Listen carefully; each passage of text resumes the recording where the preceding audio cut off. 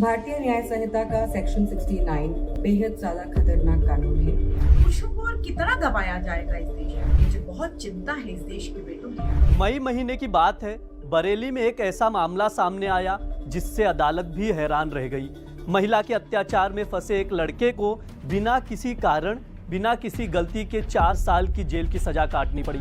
Indian legal system में एक कहावत है, प्रोसेस इज द पनिशमेंट। इसके बावजूद भी अगर किसी के साथ कुछ गलत होता है तो इंसान एक चीज जरूर बोलेगा, आई सी यू इन अ कोर्ट, क्योंकि पता है भले ही देर लग जाए लेकिन जस्टिस जरूर मिलेगा। लेकिन शायद शादीशुदा मर्द के लिए ये अप्लाई नहीं होता, क्योंकि अगर लीगली लड़ने के लिए सामने अगर खुद की वाइफ हो तो आप कितनी ही सही हो जाओ, एक चीज तो पक्की है, वो है आपका शोषण। और आज कई सारे पुरुष इससे सफर कर रहे हैं। अतुल सुभाष का केस तो हम सबको याद है, और उसके बाद मानव शर्मा का केस, और अब ये सौरव राजपूत का केस। वैसे भी अतुल के केस के बाद एक बड़ा तमाचा था उन कानूनों पर जो महिलाओं पर होने वाले अत्याचारों को कम करने के लिए लाया गया था। और ये बस अतुल, मानव या सौरव की कहानी नहीं है, बल्कि कई सारे मर्द है जो आज भी झूठे केसेस में कोर्ट के चक्कर लगा रहे हैं या मारे जा चुके हैं। इसे देखिए, 2022 में देश के 4200 से ज्यादा मर्दों ने जान ली मैरिड रिलेटेड रीजंस की वजह से। फेक केसेस की वजह से हर 9 मिनट में एक मैरिड मैन अपनी लाइफ खत्म करता है। कई सारी महिलाओं ने डिवोर्स को अपना एक बिजनेस बना लिया है। इसे देखिए, एक वाइफ ने अपने यूएस बेस्ड हस्बैंड पर 500 करोड़ का एलिमनी का केस डाला, और इस केस में लड़के के पूरे परिवार को इंक्लूड किया, और ये केस सुप्रीम कोर्ट ने 12 करोड़ में सेटल करवाया। और ये देखिए, खुद हर महीना 1 लाख से ज्यादा कमाती है और अपने एक्स हस्बैंड से 40 लाख मांग रही है मेंटेनेंस के तौर पर। और यही नहीं, बल्कि अपने दूसरे हस्बैंड से भी मेंटेनेंस मांग रही है। कई बार तो कोर्ट के जजेस भी शॉक हो जाते हैं एलिमनी और मेंटेनेंस के अमाउंट देखकर। Please don't tell the court that this is all a person requires. 6,16,300 per month. Does anybody spend this much? A single lady for herself? लेकिन शायद ये पहली बार था जब अतुल सुभाष का केस मेन स्ट्रीम मीडिया में सामने आया, तब जाके लोग मेन इश्यूज के बारे में खुलकर बोलने लगे। सोशल मीडिया पर एक बड़े लेवल पर आउटरीच देखने को मिला।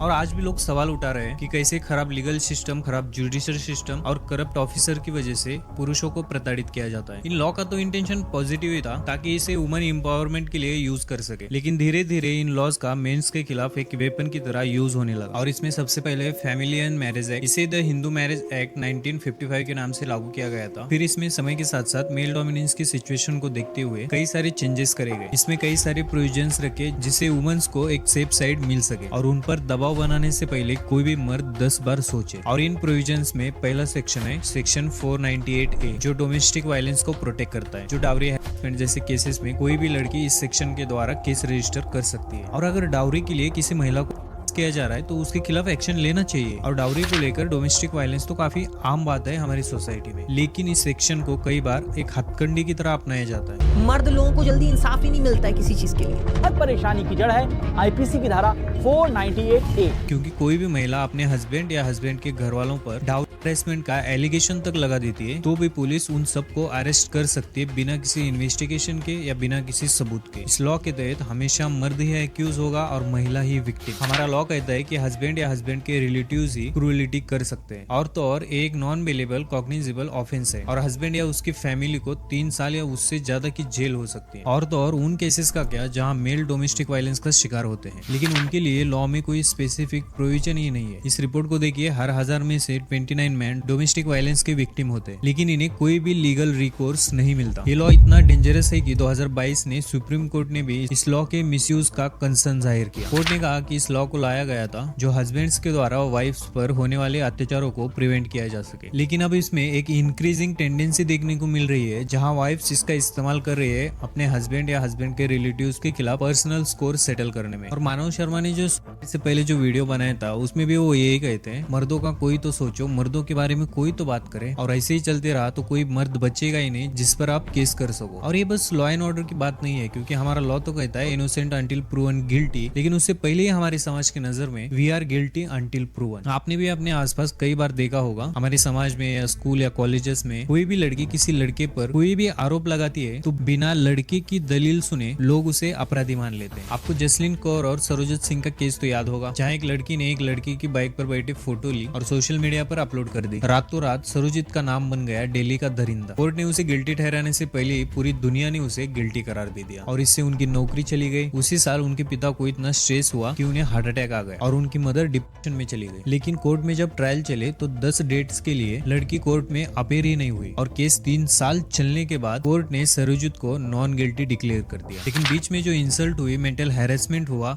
मानहानि हुई, उसका क्या? कोर्ट कहता तो है कि झूठी गवाही देना अपराध है, फिर भी फेक केसेस होते हैं, फर्जी एलिगेशन में लड़कों को फंसाया जाता है और इसमें ना जाने कितने लड़कों का करियर खत्म हुआ है, कई सारे लोग खत्म हुए हैं। लेकिन आज भी जो सोशल मीडिया पर मेंस इश्यूज को लेकर जो डिस्कशन होता है वो अक्सर एक सुपरफिशियल लेवल पर होता है। ज्यादातर लोग इसे मिसोजिनिस्टिक सोच के साथ प्रेजेंट करते हैं। कभी कोई अतुल, मानव या सौरव जैसा केस सामने आता है तो कई सारे लोग कहना शुरू कर देते हैं कि अरे सारी लड़कियां तो ऐसी होती है, शादी बर्बादी है, लड़कियां बस पैसा देखती है। और वही दूसरी तरफ इसका उल्टा सुनने को मिलेगा, जहाँ पर कुछ लड़कियां कहने लगती है अरे सारे मर्द तो ऐसे होते हैं, मर्दों से दूरी बना के रखनी चाहिए और जो असल में प्रॉब्लम्स है वो पीछे रह जाती है। इसीलिए मैं आज इस वीडियो में एक हेल्दी डिस्कशन करना चाहता हूँ मेन इश्यूज पर। देखिए, मेरा ये वीडियो देखकर ये मत कहना कि मेरी विचारधारा महिलाओं के खिलाफ है। जो मर्द पेट्रियार्की के विक्टिम होते हैं उन्हें कैसे प्रोटेक्ट किया जाना चाहिए पर डिस्कशन करना चाहता हूँ। और मैं फेमिनिज्म पर स्ट्रांगली बिलीव करता हूँ और जैसे ही कोई भी फेमिनिस्ट मर्द अपनी माँ, बहन, चाची, दादी, मामी, गर्लफ्रेंड, वाइफ के लिए एक बेहतर दुनिया चाहता है, वैसे ही हमें उनके बारे में भी सोचना होगा जो पेट्रियार्की के विक्टिम होते हैं। और वैसे भी वुमेन्स इश्यूज पर बात करना मर्दों के खिलाफ नहीं होता, वैसे ही मेंस इश्यूज पर बात करना महिलाओं के खिलाफ नहीं होता। क्या डिवोर्स जैसे टॉक्सिक सिचुएशन के लिए प्रीनप्स एक सोल्यूशन हो सकता है? जवाब है हाँ, लेकिन कुछ हद तक। प्रीनप्स एक प्रीनप्शल कॉन्ट्रैक्ट होता है जो एक मैरिज में दोनों पार्टनर के लिए के राइट्स एंड रिस्पॉन्सिबिलिटी को शादी से पहले ही डिफाइन करता है। यानी शादी से पहले ही प्रॉपर अपनी अपनी डिमांड नेगोशिएट करो और ये दोनों के लिए ही एक प्रोटेक्टिव मेजर होता है ताकि बाद में लिटिगेशन प्रोसेस क्लियर हो। और अगर फ्यूचर में डिवोर्स होता है तो वाइफ्स का किन बातों पर अधिकार है, कितना अधिकार है और किन बातों पर हस्बैंड का अधिकार है, ये पहले ही क्लियर हो जाता है। यहाँ शादी से पहले ही पूरी ट्रांसपेरेंसी मेंटेन करी जा सकती है। लेकिन इंडिया में प्रीनप्स इलीगल है क्योंकि आज भी हम शादी को एक 7 जन्मों का बंधन मानते हैं। शादी को हम सैक्रोसैंक्ट मानते हैं, पवित्र मानते हैं, क्योंकि इंडिया तो प्रो मैरिज कंट्री है ना कि प्रो डिवोर्स कंट्री। और अगर ऐसा है तो एलिमनी क्यों? और इन केसेस का क्या? मानव ने अपनी पत्नी पर एक्सटर्नल मैरिटल अफेयर का एलिगेशन लगाए थे और सौरव की वाइफ ने जो किया वो तो आप सबको पता ही है। मान लो कोई औरत अपने पति को धोखा देकर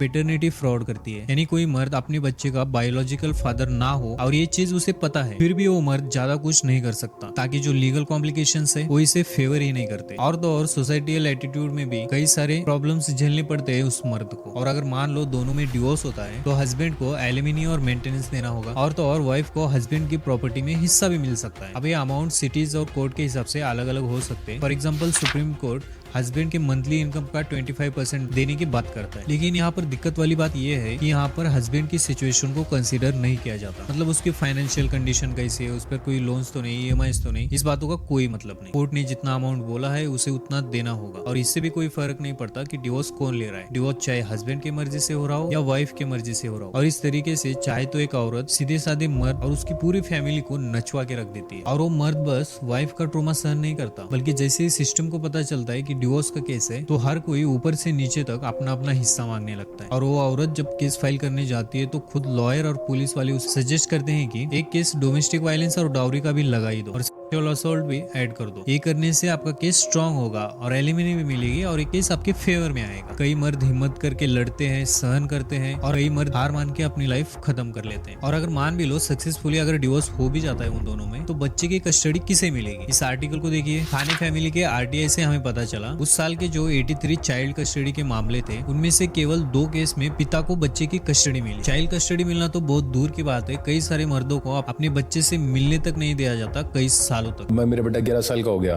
मैंने उससे सिर्फ 2.5 साल ही देखा उसकी पूरे 11 साल की एज में। 2 साल हो गए देखे हुए, 1 साल हो गया बात किए हुए भी, बिकॉज मैं सारी जगह से ब्लॉक हूँ। लॉ कमीशन ऑफ इंडिया ने 25 मार्च 2000 को रेप लॉज को मॉडिफाई करने का सजेशन दिया था, जहां उन्होंने जेंडर न्यूट्रल लॉ बनाने की सलाह दी थी। लेकिन पता नहीं आज तक इस पर कोई काम नहीं हुआ। और आप ये मत सोचना कि जेंडर न्यूट्रल लॉ महिलाओं पर होने वाले अत्याचारों को अंडरमाइन करेगा। ये लॉज बस ये डिफाइन करेंगे लॉ के सामने एक मेल और एक फीमेल सेम है। जैसे समाज में जेंडर इक्वेलिटी जरूरी है, वैसे ही ये मुद्दे भी इम्पोर्टेंट है। इसके अलावा कई सारी चीजों में सोसाइटियल एटीट्यूड भी फेवर नहीं करता मर्दों को, जैसे कि मेल डिप्रेशन। जैसे ही कोई लड़का पैदा होता है और वो धीरे धीरे बड़ा होने लगता है तो उसे सिखाया जाता है कि मर्दों को कैसे रहना चाहिए। उससे उसकी सॉफ्टनेस चीनी जाती है, सॉफ्ट टॉय, गुड़िया, इमोशनल कहानियां। अगर लड़का है तो एक्शन वाले खिलौने से खेलेगा, देखेगा, एक्शन वाली कहानियां सुनेगा, एक्शन वाली फिल्में देखेगा। वो कहते हैं ना मर्द को दर्द नहीं होता, लेकिन ऐसा नहीं है, मर्द को दर्द होता है और होना भी चाहिए। और यही नहीं बल्कि उससे कई सारे कलर चॉइसेस छीने जाते हैं, जैसे कि पिंक। उसे कहा जाता है कि ये कलर तो लड़कियों के होते हैं। लव इमोशनल कहानियां तो बस लड़कियां सुनती है। और ये कोई पसंद या नापसंद की बात नहीं है। आपने देखा होगा एक लड़का हो या लड़की जब वो छोटे होते हैं तो सेम तरीके से अपना इमोशन प्रेजेंट करते हैं। जब उन्हें रोना आता है तो वो रो के अपना स्ट्रेस दूर करते हैं। लेकिन जैसे ही कोई लड़का बड़ा होने लगता है उसे रोने नहीं दिया जाता, क्योंकि हमारे समाज में रोना, आंखों से आंसू निकालना एक कमजोरी का प्रतीक माना जाता है। लड़के नहीं रोते यार। ओ देवदास, छोड़ना यार, लड़के ऐसे नहीं रोते। रोना तो छोड़ो, लड़कों को किसी तरीके का निगेटिव इमोशन एक्सप्रेस ही नहीं करने देते, क्योंकि अगर समाज में कोई आदमी सॉफ्ट है तो उसे धिक्कारा जाता है ये बोल के कि वो मर्द नहीं है, और अगर कठोर हो तो उसे पत्थर दिल कहा जाता है। इसी वजह से कोई लड़का अपनी प्रॉब्लम्स खुलकर बता नहीं पाता, क्योंकि समाज उन्हें वीक ना समझे, और इससे मेंटल इलनेस बढ़ने लगता है। किसी दोस्त के सामने रोने लगेंगे तो दोस्त मजाक उड़ाएगा, घर वालों के सामने रोने लगेंगे तो कहीं वीक ना समझे। इसी डर से वो अंदर ही अंदर घुटते रहता है, और यही घुटन डिप्रेशन में बदल जाती है, और इसका नतीजा सुसाइड तक पहुंच जाता है। और अगर सुसाइड रेट देखोगे तो आपको पता चलेगा कि ज्यादातर सुसाइड से मेल की डेथ होती है औरतों के कंपैरिजन में। एनसीआरबी रिपोर्ट के द्वारा हमें पता चला कि 2021 में 1,64,000 से भी ज्यादा लोग मारे गए थे आत्महत्या से। इसमें से 1,19,000 मेल थे और करीबन 45,000 फीमेल्स थी। और दुनिया भर में भी सेम सिचुएशन है। WHO की माने 40% देश ऐसे है जहाँ मर्दों के लिए 15 पर लाख का सुसाइड रेट है और वहीं औरतों के लिए बस 1.5%। लेकिन इसका मतलब ये नहीं कि औरतों में डिप्रेशन नहीं होता। इनफैक्ट अगर आप डेटा देखोगे तो आपको पता चलेगा महिलाओं में डिप्रेशन डायग्नोसिस का हाई रेट है। WHO की इस रिपोर्ट को देखिए, इसमें ये बताते हैं कि डिप्रेशन औरतों में मर्दों के मुकाबले 50% ज्यादा कॉमन है, लेकिन आत्महत्या से ज्यादातर मेल्स मारे जाते हैं। और इसका बड़ा ऑब्वियस रीजन है, जब औरतें डिप्रेस होती है या किसी प्रॉब्लम में होती है तो वो अक्सर उदास रहती है, ज्यादा रोती है, अपनी प्रॉब्लम्स को फ्रेंड के साथ, घर वालों के साथ शेयर करती है। लेकिन मर्दों में ऐसा नहीं होता। वो अपनी प्रॉब्लम ना तो किसी को बताएंगे, यहाँ तक कि खुद को भी नहीं बताते कि वो डिप्रेस है, क्योंकि खुद को मर्द जो साबित करना है। समाज के सामने उदास नहीं दिख सकते, रो नहीं सकते, और इसी सिचुएशन में गुस्सा और चिड़चिड़ापन बढ़ जाता है। और कई लोग तो शराब या सब्सटेंस अब्यूज हो जाते हैं। शराब पीने से कुछ देर के लिए रिलैक्सेशन मिल जाएगा, नींद आ जाएगी, लेकिन असल में अल्कोहल डिप्रेशन को और बढ़ाता है। और मर्दों के डिप्रेशन का सिलसिला यही खत्म नहीं होता। एक सेकंड के लिए आप अपने दिमाग में किसी बेरोजगार को याद करना, क्या इमेजिन किया? आप में से ज्यादातर लोगों ने एक पुरुष बेरोजगार को याद किया होगा, ना कि किसी महिला को। लेकिन ऐसा क्यों? पैसा कमाने का बोझ क्या सिर्फ मर्दों पर होना चाहिए? क्या हमारी बस आधी पॉपुलेशन पर ही प्रेशर होना चाहिए पैसा कमाने का? लेकिन इसका ये मतलब नहीं कि सारी औरतें करियर ब्लॉक से बाहर है। लेकिन आदमियों पर बेरोजगार ना होने का प्रेशर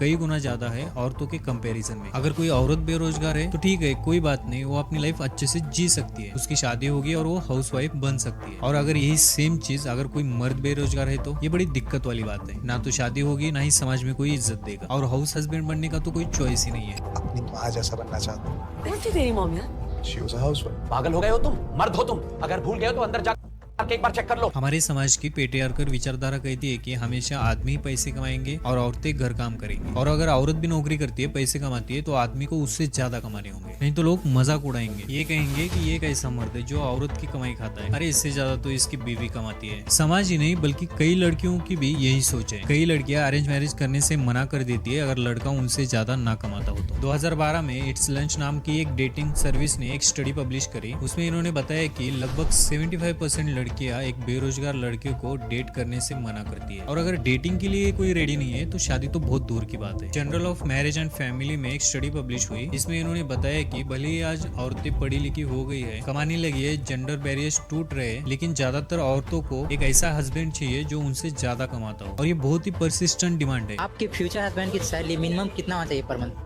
10-15 करोड़। 10 करोड़। गाड़ी वीड़ी सब होना चाहिए उसके पास। गाड़ी कौन सा होना चाहिए? BMW। लंबा रहना चाहिए, गोरा रहना चाहिए, पैसे वाला रहना चाहिए। 50 लाख तो होना चाहिए। करोड़ का स्पेलिंग क्या है?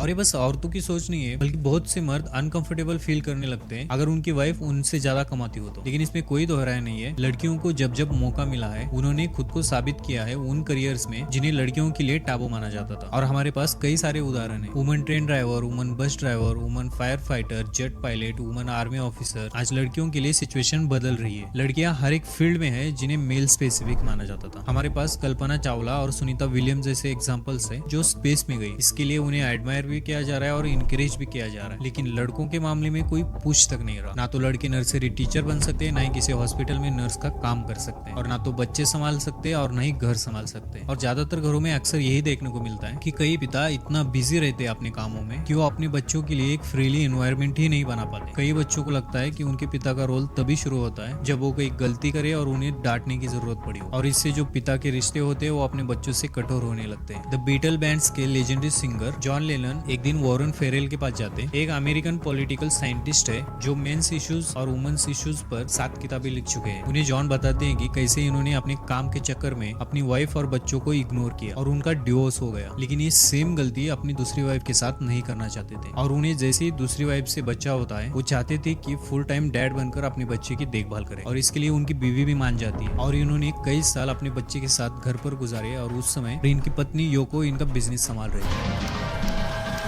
और ये कुछ इंटरेस्टिंग एग्जाम्पल है हमारे समाज में। ना ही किसी मर्द पर हाउस हस्बैंड होने का स्टिग्मा होना चाहिए, ना ही किसी औरत को अपना करियर सेक्रीफाइस करने का प्रेशर होना चाहिए। कौन घर को संभालेगा और कौन बाहर काम करेगा, ये किसी भी कपल का अपना आपसी फैसला होना चाहिए। और ये कुछ ऐसे इश्यूज है जो साथ में मिलकर ही सॉल्व हो सकते हैं। और हमें इस चीज को भी मानना पड़ेगा, there are good man and there are bad man, but there are good woman and bad woman too. अपनी लाइफ में अच्छे इंसानों को पहचानना सीखे। शादी करते वक्त अगर आप किसी की कास्ट देखकर, रिलीजन देखकर, पैसा देखकर शादी कर रहे हो तो आगे जाकर इन्हीं चीजों को प्रायोरिटाइज किया जाएगा। शादी तो इस बेसिस पर होनी चाहिए कि आप एक दूसरे को कितना प्यार करते हो, कितना पसंद करते हो, कितना ट्रस्ट करते हो, और साथ में कितना फिट बैठते हो। हमारी सोसाइटी में ज्यादातर अरेंज मैरिजेस होती है। कोई भी फर्स्ट मीटिंग में अपने आप को बुरी चीजें नहीं बताएगा, तो ऐसे सिचुएशन में खुद को थोड़ा सा समय दो। हर एक पैरामीटर पर सामने वाले को एनालाइज करो, एक दूसरे की क्या प्रेफरेंस है, वो कितनी मैच करती है, दोनों को कैसी लाइफ चाहिए, लड़की के लिए उसका करियर कितना इंपॉर्टेंट है, क्या लड़की शादी के बाद भी जॉब कर सकती है, दोनों के फाइनेंशियल सिचुएशन क्या है, लोन्स क्या है, लायबिलिटीज क्या है, शादी के बाद कहाँ रहना है, पेरेंट्स के साथ रहना है या अलग रहना है। एक दूसरे की आदतें नोटिस करनी पड़ेगी, एक दूसरे के रूटीन्स नोटिस करने पड़ेंगे। सामने वाला किसी भी तरीके के चेंजेस से कैसे डील करता है ये नोटिस करना पड़ेगा। क्या छोटी छोटी चीजों पे गुस्सा करता है या काम रहता है, या किसी चीज में एडजस्ट कर सकता है या नहीं। इसके अलावा भी आपके अपने बहुत से पर्सनल क्वेश्चंस हो सकते हैं। ये टफ कन्वर्जेशन है, लेकिन पूरी जिंदगी के लिए अगर शादी करनी है तो ये कन्वर्जेशन जरूरी है। लोगों को पसंद करते वक्त उनके अच्छे नेचर, उनकी अच्छी क्वालिटीज को देखो। अगर ऐसा करोगे तो ना के बराबर चांसेस है कि आगे जाके आपको कोई एक्सप्लॉइट करने की कोशिश करेगा। और अगर आपकी शादी की फाउंडेशन ही पैसों पर खड़ी है तो इसमें कोई दोहराए नहीं है कि आगे जाकर पैसे के नाम पे आपको एक्सप्लॉइट किया जाएगा। और ये चीज लड़का लड़की दोनों के लिए एप्लीकेबल है। ऐसे लोगों को पहचानना सीखो जो अच्छे हो, जिन पर आप ट्रस्ट कर सको। शादी करते वक्त बस किसी के लुक्स या पैसे पर मत पिघल जाना। Thank you.